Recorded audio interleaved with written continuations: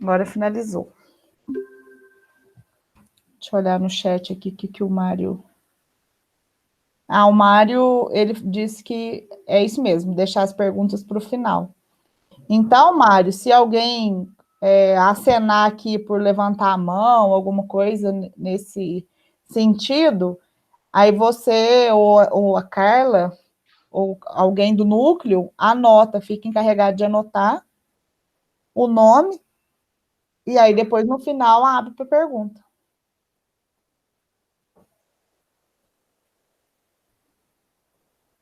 Que vai funcionar bem assim. E aí você faz a abertura? As meninas vão fazer, se eu não me engano, a Júlia, e aí eu vou falar um pouquinho. Sim. A Jaqueline, acho que vai falar um pouquinho. Jaqueline está aí já? Tá. Oi, Jaque. Oi, Jaqueline. Oi, gente, boa noite. Boa noite. Oi, tudo bem? Joia, e vocês? Tudo.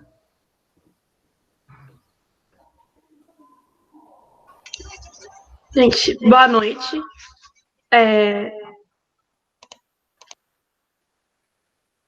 Carla, pode começar? Pode sim.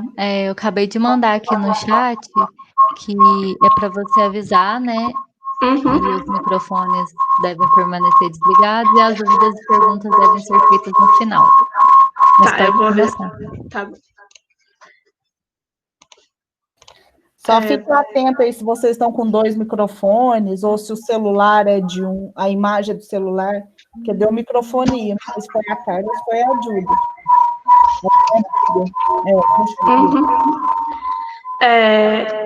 Tá, parou a microfonia?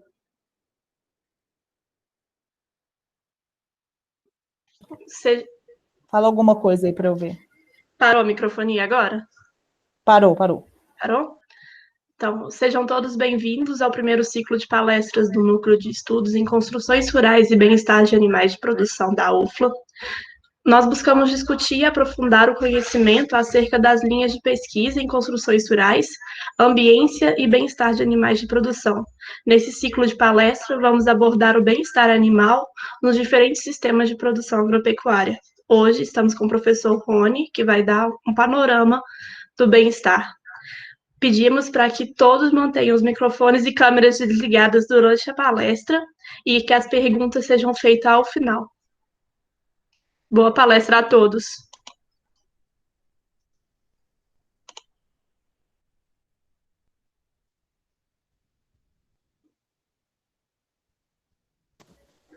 Muito boa noite a todos. Posso começar, Júlia? Pode sim, professor. Ok. Então, pessoal do grupo de estudos em ambiência e animais de produção, em primeiro lugar, muito obrigado pelo convite. E eu espero não decepcioná-los nesse período. E vou trazer alguma coisa não muito de novidade, mas mais para a nossa reflexão a respeito do tema, não é? Então, eu vou colocar para apresentar. E eu gostaria, por favor, que me desse um feedback para ver se eu estou conseguindo compartilhar com vocês a minha tela.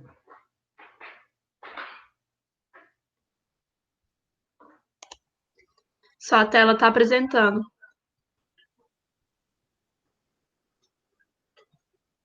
Ok, muito obrigado. Então, começando aí a programação de novembro, quase no final do mês, a gente vem hoje colaborar com o ciclo de palestras sobre bem-estar animal e nós vamos falar sobre o panorama do bem-estar animal. Quer dizer, é claro que a gente não consegue abordar tudo que existe a respeito, mas eu vou conversar com vocês a respeito da situação do bem-estar animal no mundo, qual é a percepção dos consumidores, segundo as últimas pesquisas, o que a gente deve fazer no trabalho do dia a dia na fazenda, pensando nos animais como indicadores de bem-estar animal, e nós vamos fechar com algumas reflexões, tá bom? Então, o meu objetivo aqui hoje é apresentar de forma holística o que vai ser a partir de agora. O que essa pandemia vem nos fazer refletir a respeito do bem-estar animal. E olha que para nós o cenário está bem favorável nesse sentido. Então, hoje nós vamos conversar sobre, comentar alguns conceitos, nós vamos mostrar o cenário do bem-estar animal no mundo, o cenário do bem-estar animal no Brasil, a avaliação científica, como é feita do bem-estar animal, pensando até em panorama mesmo, uma visão nossa do que as empresas e os consumidores percebem sobre o tema bem-estar animal, o que o Brasil tem feito em benefício do bem-estar animal no que tange a atos administrativos e algumas reflexões, né? Então, iniciando pelo número 1, introdução e conceitos, o bem-estar animal, ele, segundo a Organização Mundial de Saúde Animal, é o modo, avaliar o bem-estar animal é a gente começar a entender como o animal se ajusta às condições em que ele vive. Então, para se ter um bom bem-estar animal, é necessário que o animal esteja saudável, confortável, bem nutrido, em segurança, capaz de expressar o seu comportamento inato, isento de sensações desagradáveis como dor, medo e angústia. Então, isso vai ao encontro daquelas 5 liberdades que a gente já estudou, né? Uma das definições que eu gosto muito de bem-estar animal é essa, feita há um tempo já, por Harnick. Ele coloca que é um estado de harmonia entre o animal e seu ambiente, caracterizado por emoções físicas e fisiológicas ótimas e de alta qualidade de vida animal. Então, pessoal, é fácil a gente perceber, pelo menos tratando do modo de empatia, se o animal ele está com um bem-estar animal pobre ou favorável. O que é importante a gente entender, fica mais fácil a gente entender isso, na verdade, é quando a gente conhece, a gente tem ciência de que não há diferenças fundamentais ou estruturais ou fisiológicas, funcionais entre os neurônios de homens e de animais. Então, eles sentem medo, eles sentem angústia, eles sentem dor, frustrações. Então, veja, a partir de 1997, a União Europeia reconheceu que os animais têm sentimentos. Isso foi fundamental para começar a se preocupar com o bem-estar animal. E aí o mundo vive uma situação de mudança. Nós estamos na era da mudança. E a União Europeia é bem desenvolvida no que diz respeito a bem-estar animal. E ela estipulou que as carnes importadas, as carnes que chegam, que entram na União Europeia, devem ser provenientes de operações de abate supervisionadas por um profissional que foi capacitado sobre bem-estar animal. Isso aí no Brasil tem uma normativa, uma instrução normativa que já mudou isso também recentemente, que eu vou apresentar para vocês mais adiante. E países em conformidade com essas diretrizes exigidas pela União Europeia sobre bem-estar animal ao abate, podem dispor de maior facilidade de acesso ao mercado de qualidade fora desse bloco econômico também. É o que acontece com o Brasil. Para a gente atender as exigências da comunidade europeia no que diz respeito ao bem-estar animal no abate, a gente consegue atender a outros mercados. Isso abre um cenário muito interessante para nós, principalmente atualmente no que diz respeito ao bem-estar animal. Apesar de que o Brasil não tem uma legislação bem desenvolvida a respeito, mas para se atender a essas exigências de exportação pela Comissão Europeia, então a gente cumpre, né? Então a gente cumpre os padrões de bem-estar para fins de exportação. E sendo assim, isso facilita a abertura de outros mercados que não só a União, aqueles pertencentes à União Europeia, não é? E no Brasil, os atos administrativos vigentes sobre bem-estar animal são apresentados de forma genérica, ainda são assim. Nós temos hoje alguns estados, com a Paraíba, que entrou mais recentemente, que já tem o seu próprio Código de Bem-Estar Animal. São 8 estados brasileiros que têm um código próprio de bem-estar animal, e esses atos administrativos vêm sendo realizados com frequência. eles, apesar de serem apresentados sem definição de uma espécie, ele não é específico, né? Eles se referem, sobretudo, às etapas de transporte, pré-abate e abate, mas, recentemente, tem muitas instruções normativas interessantes. Antes da gente entrar nessa parte de instrução normativa, da parte que o Brasil vem trabalhando bastante, no tópico 4, a gente conversa sobre avaliação científica do bem-estar animal. Então, os estudos para entender os indicadores de bem-estar animal, eles estão feitos, já temos protocolos aí com várias espécies.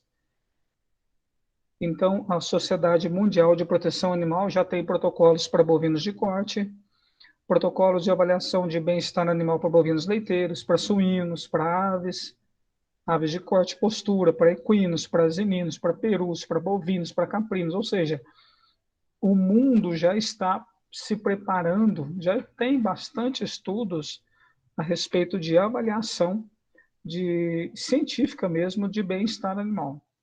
Eu apresento aqui para vocês alguns indicadores fisiológicos. O nosso objetivo não é discutir qual é o melhor ou o que é indicado para determinada situação, tem apenas algumas opções, tá certo?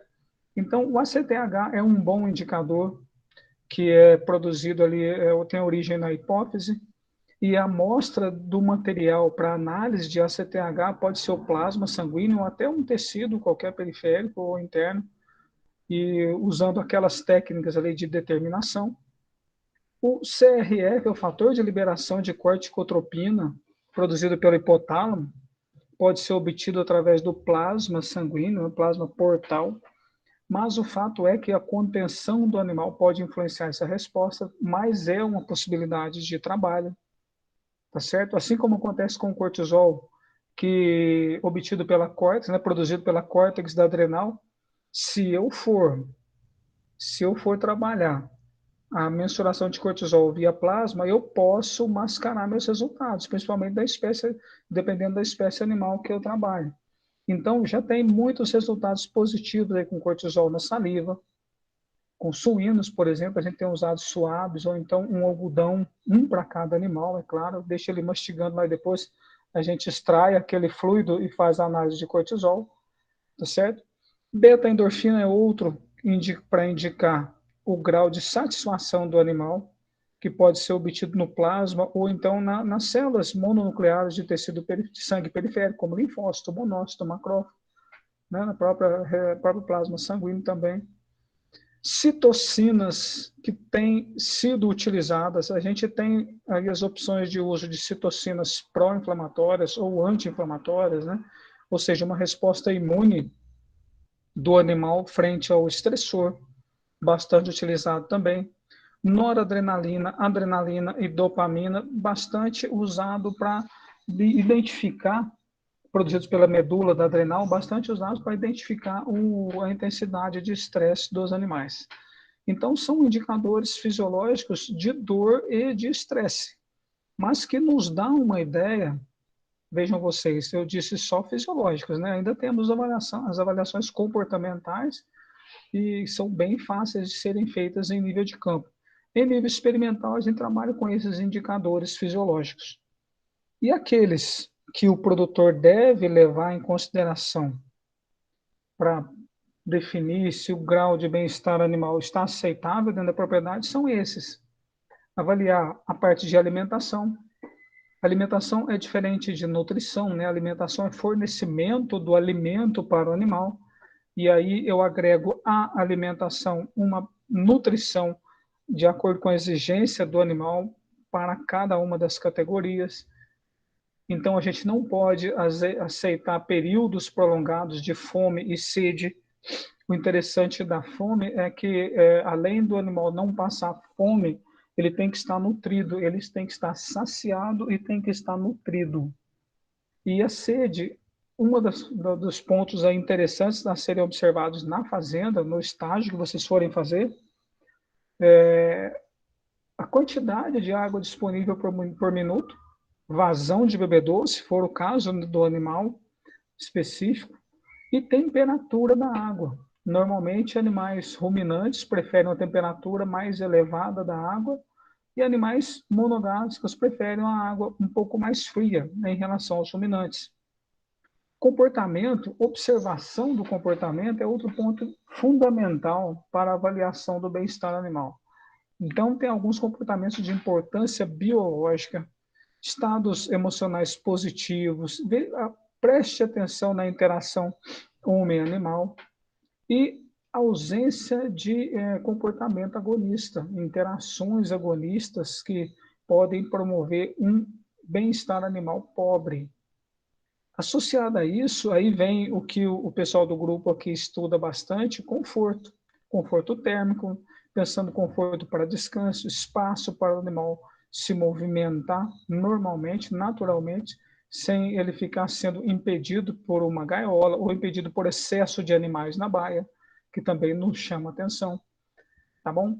E boa saúde, fechando aí com ausência de lesões de doenças, ou seja, por causa de atividade de manejo, ou seja, por interação entre indivíduos, por estabelecimento de hierarquia social. Isso daí nos faz lembrar aquelas 5 liberdades que a gente tinha lá no início do estudo de bem-estar animal. Na verdade, o comitê inglês, né, trabalhando aí em 1964, estipulou que essas seriam as liberdades, o mínimo que a gente deve fornecer para os animais. Hoje nós estamos muito além dessas 5 liberdades, né? Então, veja, para a avaliação de bem-estar animal, eu dependo de indicadores, eu dependo de critérios, de princípio, e é muito importante que a gente tenha uma avaliação holística, que eu tenha uma ideia do bem-estar animal. Esse talvez seja o nosso objetivo aqui hoje, mostrar isso para vocês.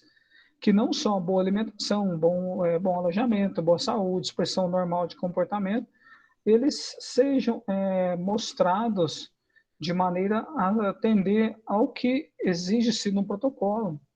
Então, no protocolo, a gente não tem lá bem-estar bom ou ruim. Ele tem graus de bem-estar animal, que variam do excelente até o aceitável, passando por não classificado e ruim também. Tem uma parte que eu acabei me esquecendo aqui, tem um bem-estar ruim, bem-estar pobre. Então, você já consegue avaliar isso por aqueles protocolos de avaliação do bem-estar animal. E nesses indicadores, então, é importante a gente começar a pensar em cima deles. Será que são os indicadores que eu estou usando na fazenda? Será que eles medem o que realmente eu gostaria que eles medissem? Será que eles relacionam-se verdadeiramente com o que o animal está vivenciando? Esse ponto me chama muita atenção porque o pessoal tem, ao meu ver, um conceito diferente de empatia, porque quando você pergunta o que é empatia, é você é você se colocar no lugar do outro, né? Se colocar no lugar do animal.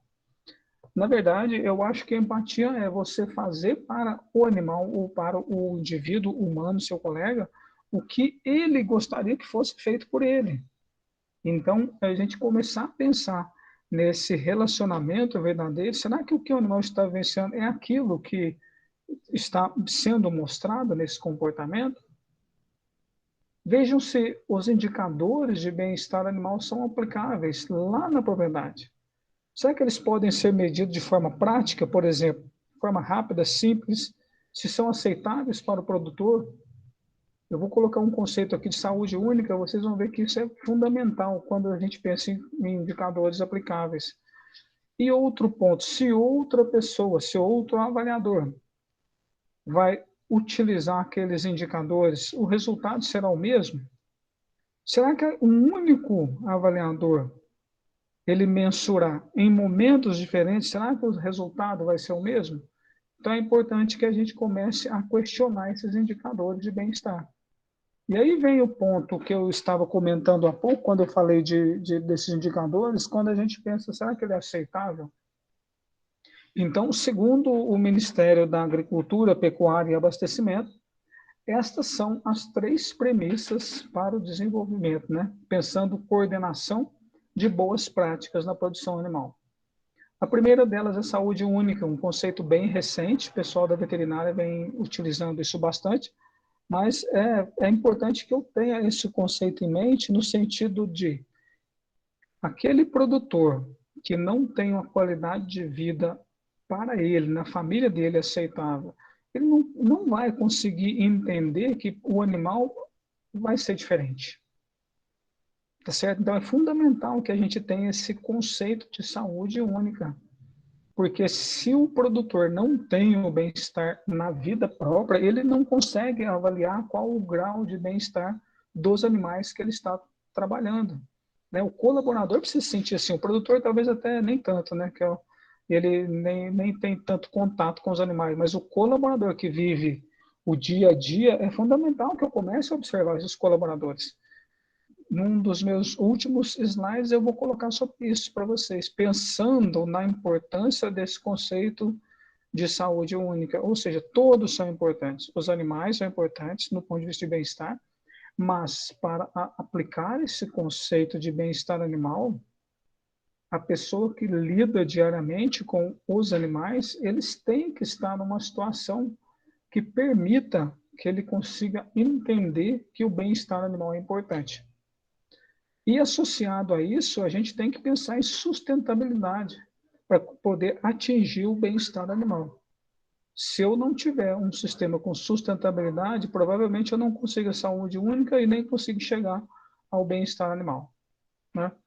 Esse slide já é conhecido de vocês, eu coloquei o ano passado, estava me lembrando há pouco, esse mesmo slide, colocando que o bem-estar animal ele é influenciado pelo próprio animal. Então, os animais são completamente diferentes a cada ano que vem surgindo a genética nova, não é? Animais com alta velocidade de crescimento, animais que têm dificuldades para calor, ou seja, no mesmo ambiente, animais mais produtivos passam calor, e os animais mais produtivos são mais exigentes. Eu coloquei esse slide quando a gente conversou sobre ambiência na produção animal, mostrando que trabalhar com ambiência vale a pena. E agora, o que interessa para nós? Os consumidores. Como será que consumidor e empresa percebem o tema de bem-estar animal? Então, uma pesquisa feita com latinos-americanos, consumidores latinos-americanos, eles colocaram algumas opções e os atributos mais importantes no momento de aquisição da carne. O primeiro ponto que chama a atenção dos consumidores é a qualidade do produto. O segundo é o preço. Primeiro, eles olham qualidade. Segundo, eles olham preço. Terceiro, aparência. Que vai ao encontro da qualidade do produto, né? Quarto, textura da carne. Nem sempre a gente consegue avaliar isso visualmente, mas tem uma noção. Bem-estar ainda não apareceu. Veja aí, validade e marca do produto. Validade que a gente nem observava há 5, 10 anos atrás, né? Já chegou antes do bem-estar animal. Agora chegamos nós. Depois de olhar tudo isso, qualidade do produto, preço, aparência, textura, validade e marca, aí o consumidor vai pensar no bem-estar animal. Então veja que o preço está lá em cima, bem-estar animal na sexta posição. E depois, se a criação é livre de antibiótico, alguns ainda acreditam nos hormônios, né? E a certificação para o produto orgânico em último lugar. É um ponto bastante interessante, talvez, para ser abordado num congresso futuro, essa criação orgânica, que nós precisamos trabalhar mais com isso no Brasil. E aí, quando você pensa, o preço é o segundo em termos de exigência, né? Aí, será que o consumidor tem intenção de pagar mais pelo bem-estar animal? Se você for avaliar essa possibilidade, você vai ver que pessoas de classe social mais elevadas são aquelas com maior interesse em pagar mais pelo bem-estar animal. Segundo grupo de consumidores são aqueles que têm um certo grau de informação a respeito do bem-estar animal. E terceiro grupo vem aí aqueles consumidores mais experientes. O consumidor com idade mais avançada tem uma tendência maior em estar propenso a pagar mais pelo bem-estar animal. Essa pesquisa anterior foi feita com latinos americanos. Agora, e o povo brasileiro? Uma pesquisa feita com os brasileiros, consumidores brasileiros de carne, 91% dos consumidores declararam que os animais criados sob adequado bem-estar animal produzem uma carne de melhor qualidade. Eles acreditam nisso. 70% dos consumidores consideram que produtos com selo de bem-estar animal são mais caros. E outros também, perguntas, né, feitas também com outros 70% também afirmam que comprariam apenas produtos com selos positivos de bem-estar animal, caso o preço fosse o mesmo. Então, pessoal, isso vai ao encontro da pesquisa feita com os latino-americanos. O brasileiro está incluído nisso aí. Então, veja, o nosso problema é custo, o nosso problema é preço, principalmente. Porque 91% declaram que poderiam comprar um produto, acham que o produto tem melhor qualidade, e 70% daqueles avaliados comprariam o produto, escolheriam pelo bem-estar animal se o preço fosse o mesmo. E nós vimos lá que o preço está em segundo lugar. Desculpem. E aí, a nossa situação atual. Veja que eu peguei essa manchete aí, não quis colocar o jornal, mas peguei na segunda-feira. E a pessoa que escreveu a manchete colocou lá: pandemia muda comportamento do consumidor e influencia a busca por produtos certificados. Então, veja, agora, com essa pandemia, com essa situação de isolamento social, as pessoas passaram a refletir mais sobre a qualidade do produto consumido. Então, os brasileiros se mostram cada vez mais dispostos a investir em produtos certificados, em produtos naturais, em produtos produzidos de maneira sustentável. Então, pessoal, essa pandemia vai nos ajudar, eu tenho certeza, porque há uma tendência acelerada em se preocupar com aquilo que se consome e o impacto das escolhas. Então, veja, outra pesquisa feita por um Instituto aqui de Bem-Estar Animal, uma certificadora, na verdade, entre junho e julho desse ano, mostrou que 77% dos entrevistados procuram adquirir produtos saudáveis mais nesse momento, agora, mais nesse momento de pandemia, do que antes da pandemia. Vejam, mais da metade, né, 2/3 praticamente, mais de 2/3, né, 77%, se preocupam com a qualidade do produto. 65% dos entrevistados estão mais atentos à questão de sustentabilidade do produto animal. 56% optam por produtos naturais, por produtos locais. Então, o comércio pequeno, o comércio de produtores, por isso que eu me preocupo bastante com o orgânico, né? Ele vem sendo como talvez uma opção boa. E dentro daqueles entrevistados, muitos, mais da metade, optam por orgânicos. Então, veja, e eu vou mostrar alguma coisa de legislação orgânica mais tarde para vocês, vejam como ela contribui para o bem-estar animal. E 46% dos consumidores, quase a metade, passaram a considerar o pagamento em itens que tragam benefícios para a saúde e o bem-estar do ser humano e dos animais. Então, veja, essa consciência a gente não tinha, eu tenho certeza que a gente não tinha essa consciência antes da pandemia, não é? Mas agora eu trago algumas reflexões. Como as empresas percebem o tema? O primeiro ponto que chama a atenção de um empreendedor que trabalha com produção animal é custo, né? Custo e eficiência. Então, no início dos trabalhos, das preocupações com o bem-estar animal, a exigência de alguns grupos nesse sentido recebeu atenção negativa, porque a gente tinha muitos dados incompletos em relação à avaliação, em relação principalmente a custo de mudanças para melhoria, mudanças nas instalações, mudanças de manejo, para melhoria do bem-estar animal.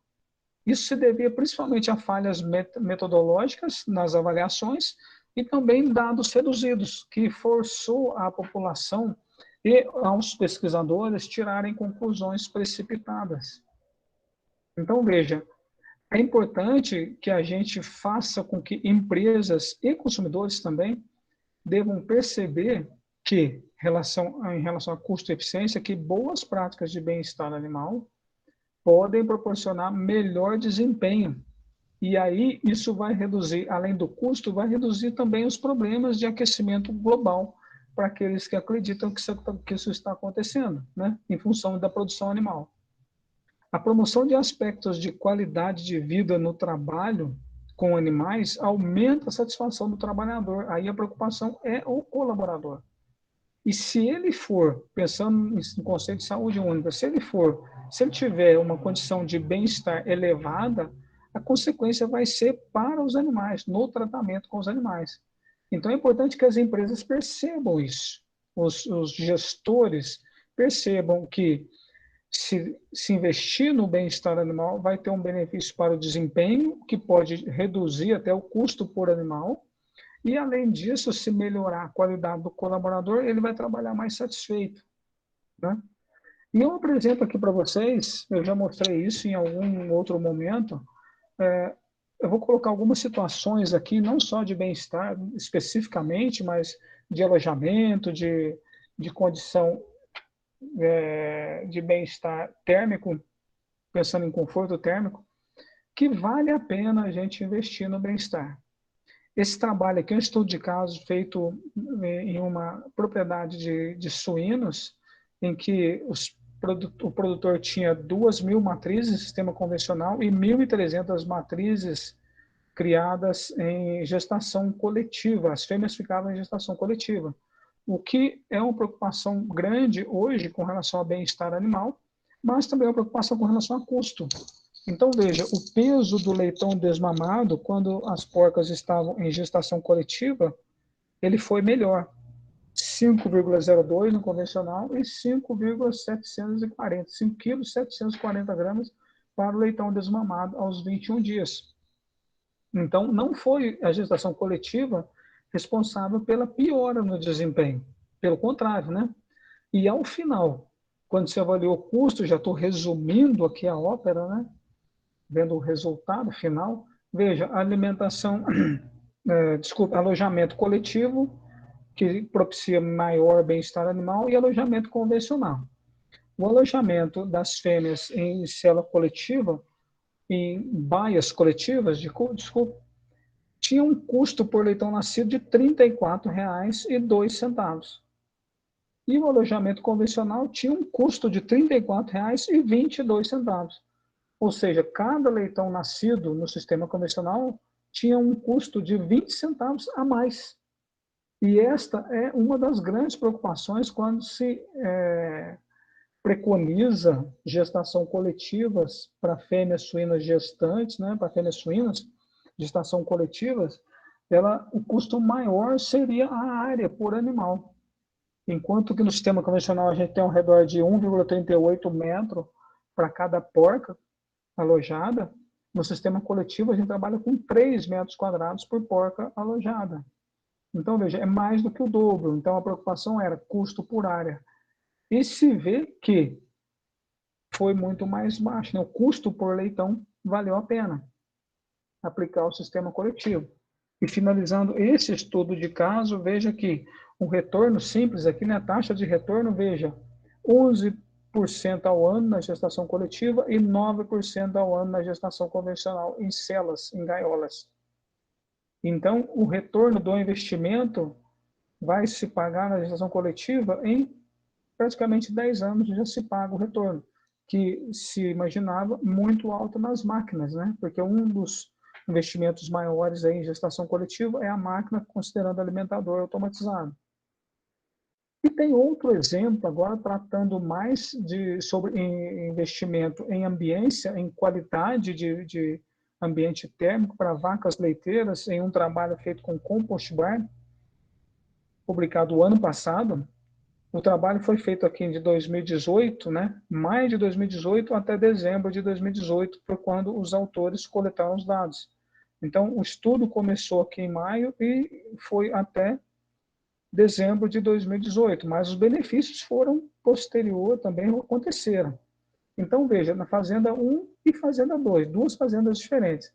Na primeira fazenda, média de produção de leite, vaca dia, litros vaca dia. Então, veja como melhorou depois que se implantou o sistema de melhor conforto térmico, que refletiu em melhor bem-estar animal. E também, numa segunda propriedade, o gastos com medicamento foi reduzido.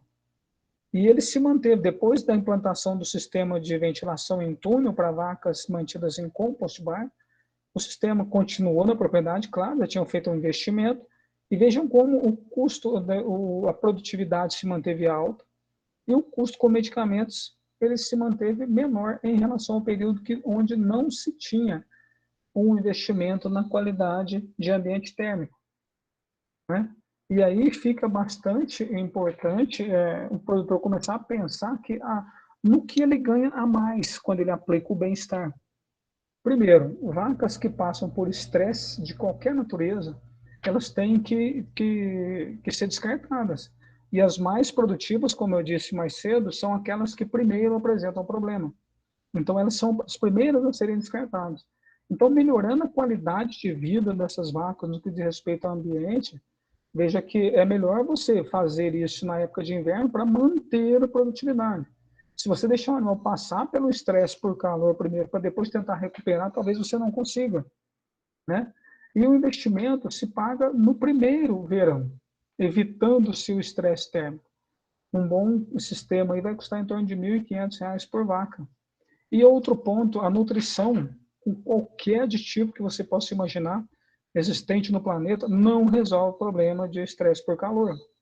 Então, aqui eu estou puxando a sardinha para o nosso lado, trabalhando com ambiência, mas pensando nos benefícios adicionais que você tem no bem-estar, na aplicação do bem-estar, né? Aqui eu trago um trabalho para vocês com melhora em bovinos de corte agora, somente com sombreamento. Veja aqui, antes disso, sem sombra, um desempenho aqui dos animais, considerando ganho de peso com 120 quilos, outro com sombra 131 quilos, e aqui o interessante é que os autores forneceram apenas 2 metros quadrados de sombrite para os animais.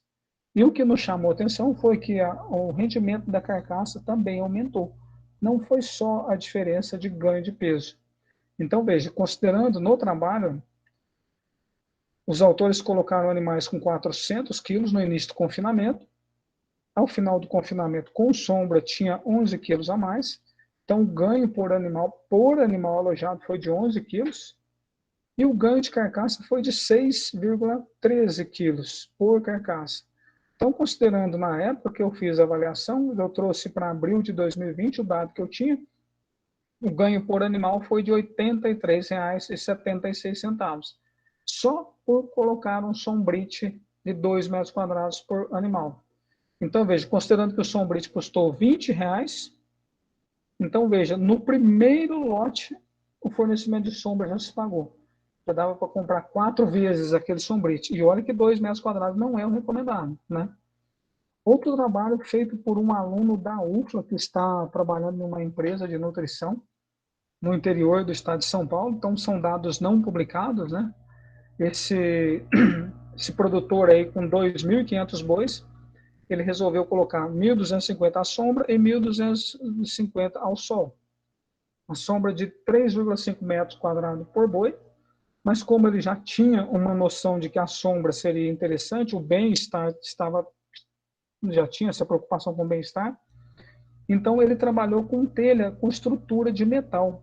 Não foi sombrite, como nós vimos no trabalho anterior. Então, é um material caro, R$ 115 o metro quadrado. Forneceu 3,5 metros por animal alojado. Isso custou R$ 402 por animal, só para fornecer sombra. E o que foi verificado com esses 1.250 bois à sombra ao final de 100 dias? Eles conseguiram 118 gramas a mais por dia, o que refletiu em 11,8 quilos de carcaça por boi. Eles conseguiram, no valor na época, que eu fiz os cálculos lá em abril desse ano, 11,8 quilos, a carcaça estava em R$ 202, arroba, né, preço pago ao produtor, conseguiu-se R$ 159 a mais por boi. Só que o custo de sombra foi de 402. Vamos continuando. Mas teve um acontecimento que não se esperava, que foi maior eficiência biológica na conversão. A gente esperava que os bois iriam ganhar mais peso, mas além disso eles consumiram menos.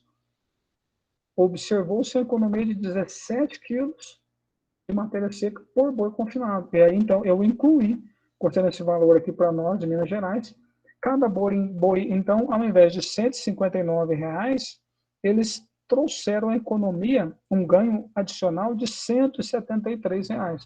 Veja bem, considerando o custo de R$ 402, a sombra vai se pagar em 2,3 giros do confinamento. Isso quer dizer o quê? Confinamento com 100 dias. Então, em um ano, a sombra se paga. E esse telhado, como é telha de metal com estrutura também de metal, ele vai durar muito tempo. Então, o produtor, a partir do primeiro ano de uso, ele vai levar só vantagens para cada boi alojado, né? Se fosse utilizado um sombrite de 80%, eu coloquei aí, que é um dos mais caros, o fornecimento de sombra se pagaria no primeiro lote. Então, é um trabalho aí que a gente tem que fazer no dia a dia, tá certo? Mostrando detalhes de melhoria de bem-estar animal, que isso vale a pena ser feito. Eu coloco aqui para vocês agora alguns atos administrativos em benefício do bem-estar animal, pensando só no Brasil, viu, gente? Então, essa Instrução Normativa 46 de 2011, ela trata sobre as condições de criação em sistemas orgânicos. Então, ela nos auxilia muito porque aqui ela aborda conceitos de nutrição, de sanidade, de instalações, e orienta principalmente a parte de espaço mínimo, que é um ponto crucial aí para a melhoria do bem-estar animal. Vale a pena ser consultada. Essa outra instrução normativa de 2017, ela começou a exigir que aqueles animais que fossem destinados ao abate passassem por uma avaliação do bem-estar, avaliação de bem-estar animal. E também que as instalações que recebiam os animais para abate, elas teriam que ter os equipamentos para recepção, acomodação adequados ao bem-estar e que fossem evitados maus tratos desde o período do embarque, não só o desembarque, né, mas o embarque, transporte e até o momento de abate. E outra, o que é mais importante, deixou a possibilidade de infração sujeita às penalidades de desobediência dessa de inobservação dos preceitos de bem-estar animal. Então, nos ajudou muito pensando em qualidade de vida dos animais ao abate.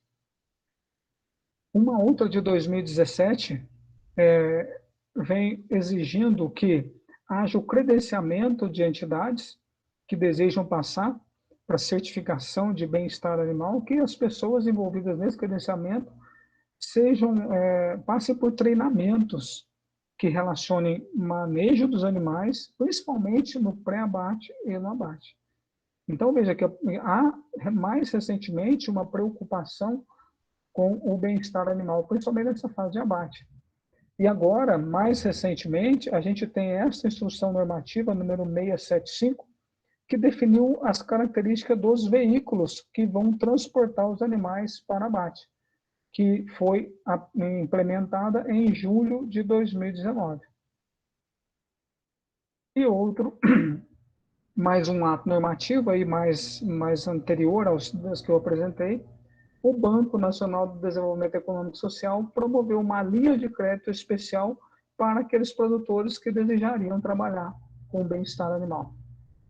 E aí, eu estou caminhando para o final da apresentação, trazendo para vocês algumas reflexões. Vejam, os animais são capazes de reconhecer situações e até pessoas específicas irão reagir de acordo com as suas experiências anteriores. Então, não é que ele está revoltado, que ele está magoado com a pessoa, com o colaborador do manejo diário, não. O negócio é que ele já passou por uma situação ruim, se for o caso, e ele é capaz de reagir para evitar que isso aconteça, né? Então, escolha bem o colaborador e você consegue observar isso. Um colaborador, o ideal seria que ele quisesse ser reconhecido pelo animal.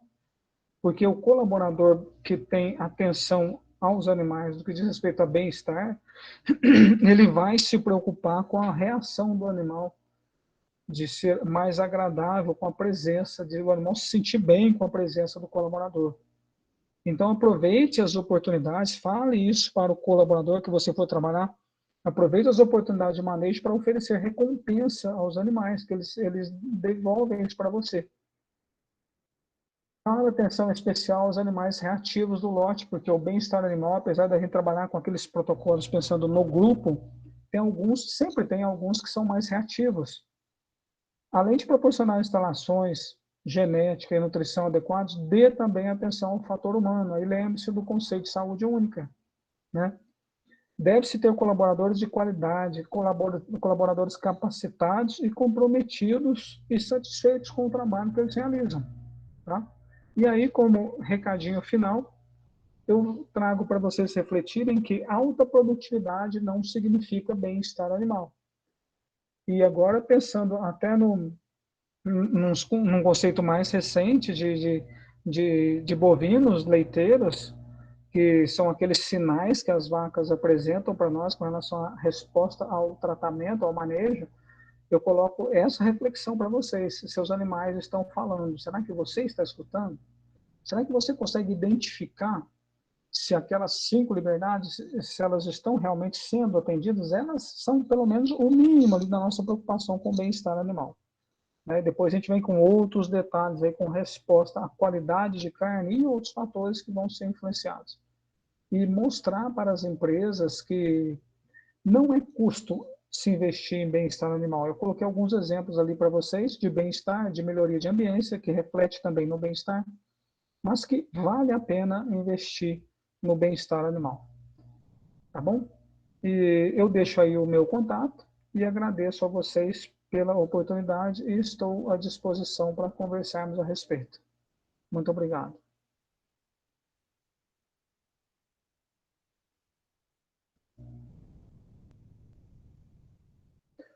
Pessoal, eu estava preocupado com o horário, mas eu acho que a gente ficou dentro dos 40 minutos que a gente tinha a expectativa. Né? Estou à disposição de vocês, mais uma vez, para conversarmos e agradeço pela oportunidade. Agradeço ao grupo pelo convite também. Obrigada, professor Rony. Por enquanto, a gente tem 2 perguntas no chat. Você quer que leia para o senhor? Por favor. A primeira foi do Igor, falando: boa noite. Quando o senhor falou de facilidade em entrar no mercado europeu com produtos que têm a garantia de bem-estar animal, a rentabilidade bovina que é usada a rastreabilidade bovina que é usada no gado de corte também se enquadra nesse quesito? Sim. A rastreabilidade, obrigado pela pergunta, viu, Igor? Rastreabilidade, ela foi implementada há 2 décadas no Brasil, né, como exigência para a garantia de qualidade do produto oferecido ao consumidor, principalmente o europeu. Mas ela inicialmente era só bovina, agora a gente já tem rastreabilidade em todos os animais. Então você tem que prestar contas daquele produto com relação a todo o manejo que foi oferecido a ele. Isso é fundamental. E aí, essa pergunta sua foi muito importante, porque a rastreabilidade bovina foi o início da exigência, foi o início do processo.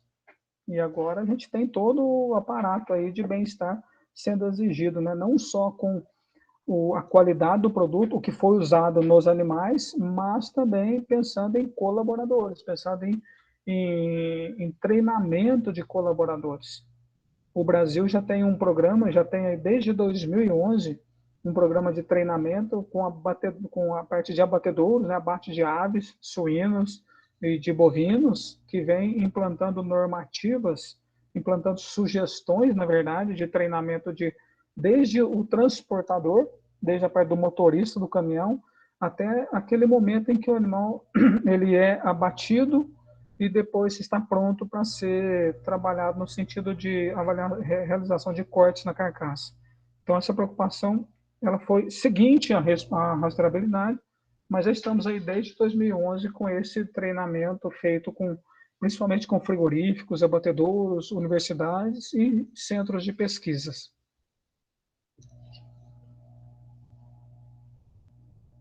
Seu microfone está desligado, Júlia. Desculpa. Obrigada, professor. Se alguém tiver mais alguma pergunta, pode mandar no chat, por favor. Eu vou ler agora a pergunta do Mário. Professor, boa noite. Obrigada pela ótima exposição dos conteúdos. O senhor comentou que poucos anos atrás o consumidor não tinha tanto interesse na busca por produtos de qualidade, e hoje é um dos maiores quesitos de preocupação por parte do consumidor. O senhor imagina uma outra mudança de padrão de consumo em busca de produtos certificados com bem-estar animal nos próximos anos? Olha, eu tenho... desculpa, qual é o nome da pessoa? Esqueci. É o Mário. Mário. Mário, eu vejo isso com muito bons olhos, principalmente em função da pandemia. O pessoal vem criticando, né? Agora há pouco estava conversando com a professora Gisele e com a professora Jaqueline, antes do início da apresentação, sobre a dificuldade que a gente tem nesse trabalho remoto, a parte de aula, a parte que nos afeta diretamente, né? Tanto para nós quanto para os alunos, a gente tem achado isso pior, na verdade. Mas o fato é que a gente ficando mais em casa, o consumidor ficando mais em casa, ele começa a refletir mais sobre a qualidade de vida. E notou-se uma alteração, eu vou chegar lá, calma. Notou-se uma alteração até nas exigências de modelo habitacional no país. Eu estou falando do Brasil, né? Isso deve ter acontecido fora também.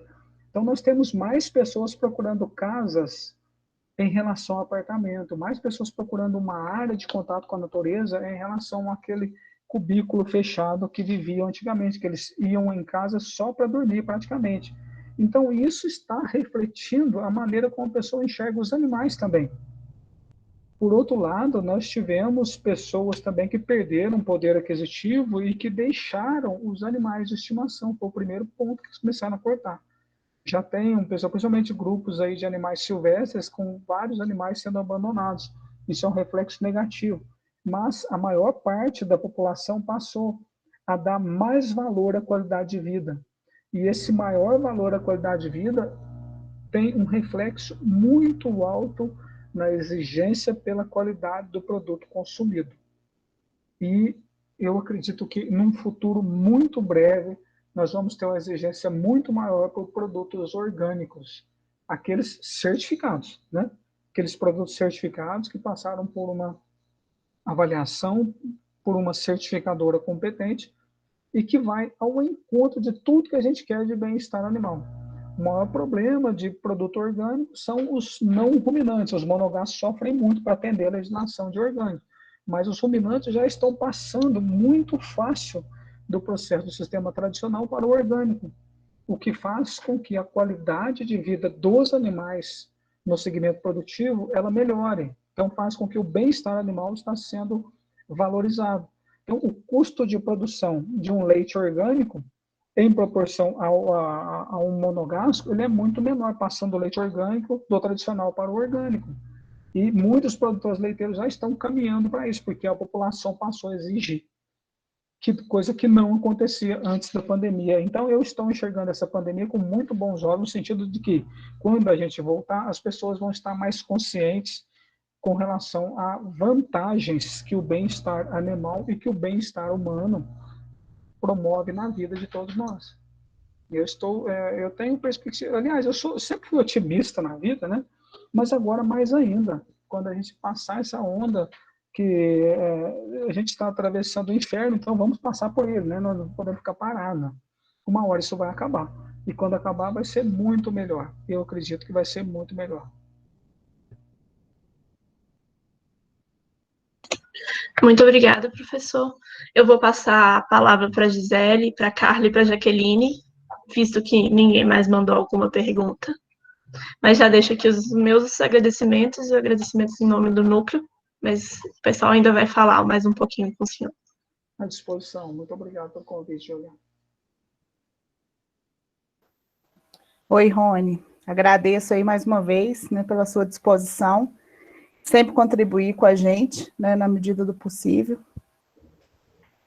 Eu queria, na verdade, só trocar uma ideia, né, com relação ao sistema de criação, né, orgânica, que é, assim, um sonho para nós, e que você mesmo já disse, né, com muita propriedade, que é o que a gente espera e o que a gente vai conseguir atingir aí no futuro, que era o que a gente queria, né, que partisse dos consumidores, né, para o consumidor deixar de olhar um pouco a questão do custo, né, e num primeiro momento, porque a gente sabe que esse custo ele tende a diluir à medida que o pessoal começa a consumir. Isso eu tenho presenciado agora durante a pandemia, que eu entrei num grupo de feirantes, né, o pessoal da feira agroecológica que tinha na UFLA, e eles montaram um grupo no WhatsApp para compras toda semana. E o quanto eles têm falado disso. O grupo hoje está com mais de 100 pessoas, né? E eles fazem as entregas semanalmente, e o quanto isso já reduziu no custo, né? Porque a demanda aumentou, então faz com que eles produzem mais, né? Consigam produzir mais, e para atender essa demanda, e consequentemente o custo, né, já está num preço acessível para nós, né, consumidores. E é o que a gente espera com relação à carne, né, a produção de carne. Mas eu penso também com relação às instalações já edificadas, né, se a gente for pensar assim num médio, grande produtor que investiu, né, com relação ao confinamento, em instalações, em climatização, enfim, que é o que a gente sabe, vamos supor, numa produção de frango de corte, né, o quão exigente é o sistema, né, para que se produza frango de corte com relação à biossegurança. Como que ficaria esses produtores, né, pensando daqui 10, 20 anos, né, se eles tiverem que se adaptar a um sistema orgânico? Eu acho que seria essa a minha dúvida. Sim. Professora, obrigado pela colocação. E eu vejo o orgânico como um nicho de mercado. Ele não vai todos os produtos, não vai afetar todos os produtores, a massa produtora de aves, né, de suínos. A produção de monogástrico é muito mais difícil no ponto para atender às exigências de orgânico do que a produção de ruminantes. Eu tenho informação que a produção leiteira já está caminhando muito rápido para isso. Suínos e aves, não. A gente ainda tem um problema de atendimento, principalmente de proteína, que é mais complicado. Mas eu tenho certeza que uma fatia de mercado vai exigir por produtos de qualidade, exigir esse selo de certificação orgânica. Mas não serão todos os produtores, longe disso. Todos os produtores estão preocupados com o atendimento da exigência do mercado comprador, principalmente os importadores da carne, do produto brasileiro. Então, se o consumidor lá fora, se ele faz uma exigência e o produtor interno não tem como atender essa exigência de bem-estar animal, ele não tem para quem vender. A verdade é essa. Então, e é isso que está acontecendo na suinocultura, em função de matrizes gestantes alojadas de forma coletiva. Sabe? Então, já tem, ou por outro lado, agora puxando o gancho da sua pergunta, quer dizer, fechando o raciocínio aqui, o orgânico é um nicho de mercado. Isso não vai entrar em todos os produtores de suínos e aves. É impossível acontecer. Mesmo porque a gente não tem consumidor para isso tudo. Agora, por outro lado, nós temos um grupo pequeno, um nicho de mercado também, preocupado com a qualidade de vida do animal e qualidade de carne. Quando a gente tem maior qualidade de vida, a gente tem melhor qualidade de carne. Então, já tem pesquisadores brasileiros resgatando raças de suínos, por exemplo, o Moura, lá no Paraná, que estava quase que abandonado, chegamos a 60 animais no Brasil inteiro, agora nós temos aí mais de 1.200 já registrados, resgatando essas raças que apresentam melhor qualidade de carcaça, que vão atender a chefes de cozinha de restaurantes específicos que atendem a um grupo exigente de consumidores. Então, nós temos vários segmentos de mercado. Então, respondendo a sua pergunta, eu acredito que o orgânico não vai se expandir desse tanto ao ponto de atender todo o mercado produtivo, não. Mas é um nicho importante. Então, para você ter uma ideia, nós tínhamos em Minas Gerais, nós tínhamos um produtor de suínos orgânicos, e agora nós já estamos caminhando para segundo, um deles vai ser aqui no Nepomuceno, que nós estamos até trabalhando junto no projeto, mas a preocupação dele é qualidade de carne. Qualidade de carne, para atender uma fatia de mercado, que não se preocupa, evidentemente, com o custo de produção. Tá certo? Não sei se respondeu, parece que confundiu mais ainda, né? Não, respondeu perfeitamente. Muito obrigada, é isso mesmo. Gisele. Oi. Eu queria fazer um questionamento também. Deixa eu abrir minha câmera aqui. Que vai de encontro ao Jefferson. Ele colocou aqui: boa noite, excelente palestra. quais são as medidas que os pequenos produtores podem tomar para ter bem-estar em sua criação. E o que eu queria saber também, Rony, é o seguinte, se para os pequenos produtores é mais fácil essa adaptação do bem-estar, a migração para o orgânico, do que os grandes produtores, né? Então, junto da pergunta do Jefferson aqui, eu deixo esse questionamento. Ok, Jaqueline, obrigado pela sua manifestação. Ele está falando de produtor de leite, de suínos ou de frangos, ele comentou? Não, está de forma geral. Produtor de maneira geral, né?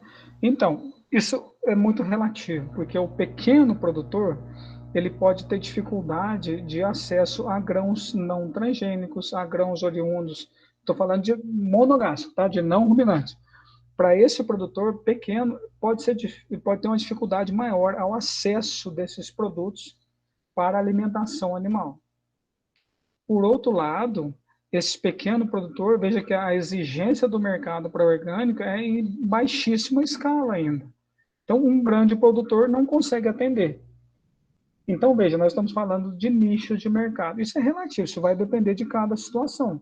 Um pequeno produtor numa região em que tenha, por exemplo, cuja economia da região é principalmente dependendo de turistas, esse grupo de indivíduos está disposto a pagar mais por um produto que tenha certificação orgânica.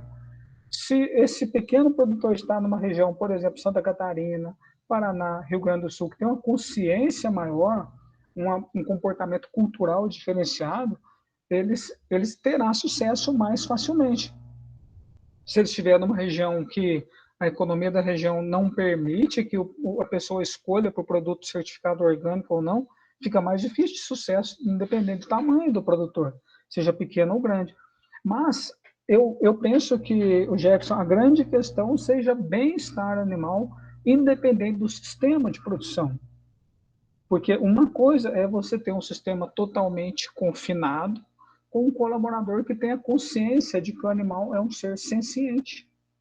Outra coisa é você ter o mesmo sistema, com as mesmas regras, mesmas recomendações nutricionais ali, e que o colaborador não tem consciência de que o animal é um ser senciente. Então, vai muito em função dessa formação cultural. Aí eu entendo que aquele conceito de saúde única é fundamental. Eu não vou exigir que um colaborador na produção de suínos, de frangos de corte, de bovinos leiteiros, que ele tenha cuidado com o animal no momento de manejá-lo, se essa mesma pessoa não tem os cuidados com o filho, com a esposa, com o esposo, né? com a pessoa que ele convive ali diariamente. Então, é muito importante que a gente tenha uma visão holística. Por isso que eu quis trazer hoje uma observação minha e uma reflexão para vocês que fosse relacionado a essa maneira de, num ângulo maior, de enxergar onde nós estamos caminhando. Eu vejo com muita perspectiva boa com relação ao bem-estar animal, principalmente depois, vou frisar, principalmente depois da pandemia. Porque agora a gente começou a dar mais valor ao outro, principalmente depois desse isolamento social, a gente vai estar dando mais valor ao contato humano, ao contato com animais. Isso vai ter uma mudança assim, sem voltas no que diz respeito à valoração pela aplicação de preceitos de bem-estar animal na produção, seja de carne, de leite, de ovos, em toda a produção animal. Isso vai ser muito bom para nós, eu tenho certeza disso. Ok? Obrigada, Rony. Parabéns pela palestra. Quero te agradecer também por ter aceitado o convite e participar, né? Sempre a gente está atuando em conjunto, né? Então, eu quero deixar aqui meus agradecimentos. Boa noite. Boa noite.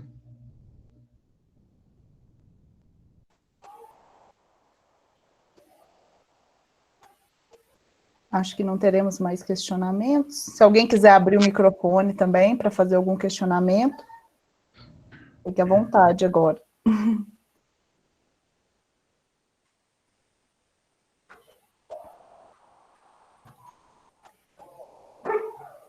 Caso não, Rony, mais uma vez agradeço, né, a sua disponibilidade, e é sempre bom, né, poder contar aí com a sua participação e enriquecendo aí, né, com o seu conhecimento, os nossos eventos, as nossas palestras, agora de uma forma diferente, né, mas que tem atingido bastante pessoas, né, vamos pensar assim, a nível nacional, né, não mais ficar dentro do círculo da UFLA, mas fora da instituição também. As crianças estão aqui atrás falando, viu, isso é inevitável.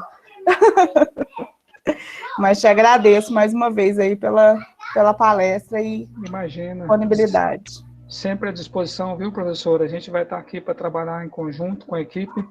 E só uma informação extra, esse ano de 2020, a gente reduziu o número de eventos produzidos pela UFLA, mas nós aumentamos o público de acesso aos eventos que foram realizados pela universidade. Então, isso é outro meio, né?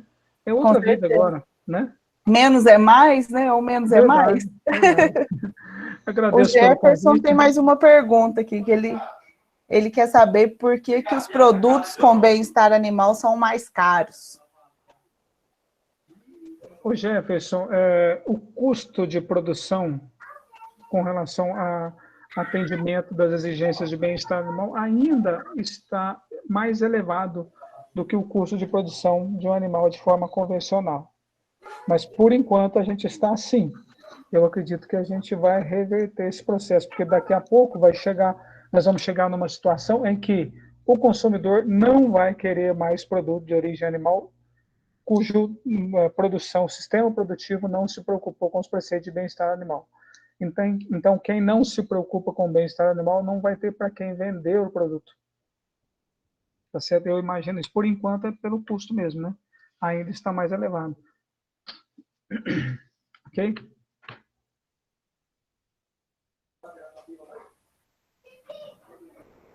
Tá certo.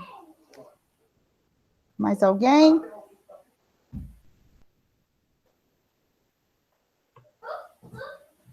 Carla, você tem alguma coisa a considerar?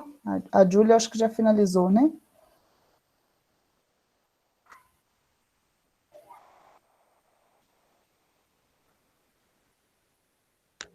A Júlia já finalizou. Eu só queria agradecer ao professor pela disponibilidade de participar, pelo interesse também na área de estar passando mais conhecimento aí para o pessoal.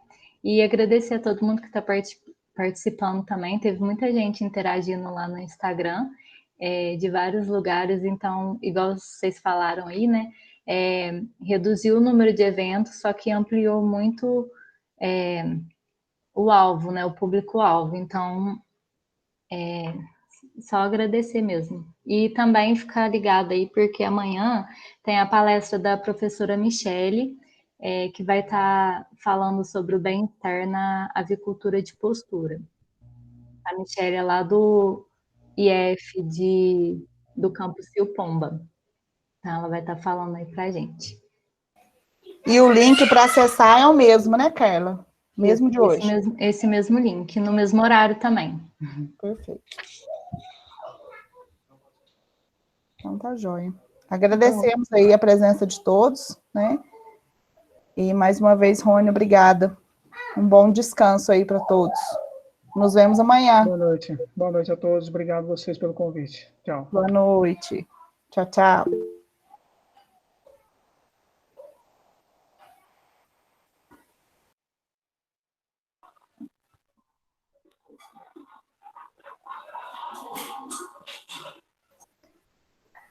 Carla, finaliza a gravação, por favor.